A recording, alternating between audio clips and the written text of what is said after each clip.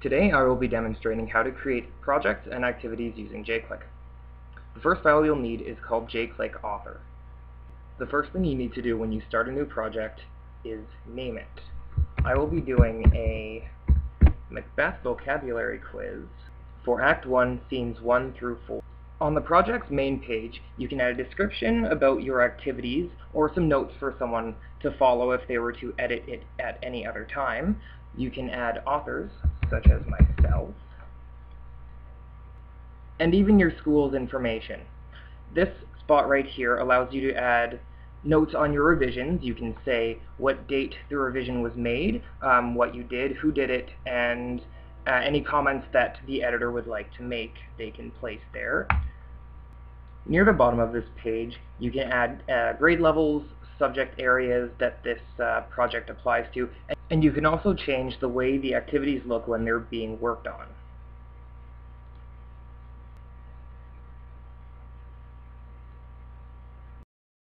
This last option controls if and when event sounds are heard. Now on to the actual activities. In the media library, you can upload any pictures that you want to put into your project. These files will automatically be added to your projects folder. JClic already comes with many different kinds of activities. I will be using the text fill-in blanks option.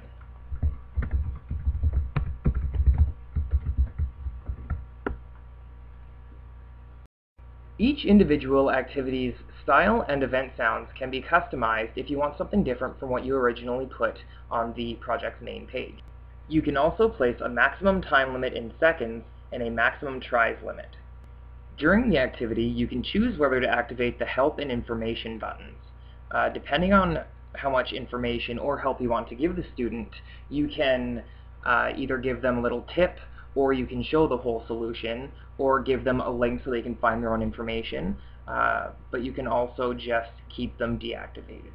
This bottom option actually affects a different kind of activity, but this would actually control how mixed up the options get, and this would determine whether you drag the pictures or whether they stay still, and this decides if you have to solve everything in a specific order.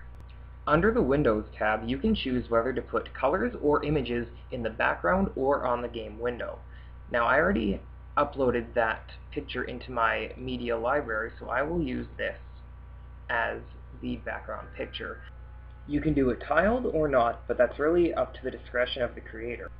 The same can be said for the game window. You can change the background color to whatever color you'd like. Let's try dark blue, or you can do a gradient where you choose the two colors separately, and you can kind of play around with how it looks.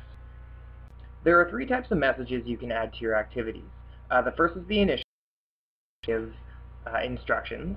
The second is the final message, which will be given once the activity is finished, and then there is the error message, which will display when whoever's playing the activity makes a mistake. Now, I've already created most of the text activity, but this is what you would do to create the whole thing. So you'd put in whatever you want to say, and then you make the actual spot for the answer. From here, you highlight where you want the answer to go, and then you click on this icon here, and here you can edit what the text is supposed to become. You don't have to pay attention to capital letters or small letters because it doesn't actually make a difference when the answer is put in.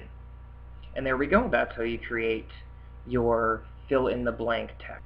Finally, you decide which activities go into the project and in which order you would put them by just adding new activities from your already created list. And also in here you can decide whether to show the forward or the backward button, or what they actually do, or if you have the game move on automatically when the activity is finished. All that's left is the test to see if it works. We got it right. Alright, it's working perfectly. Way to go, team.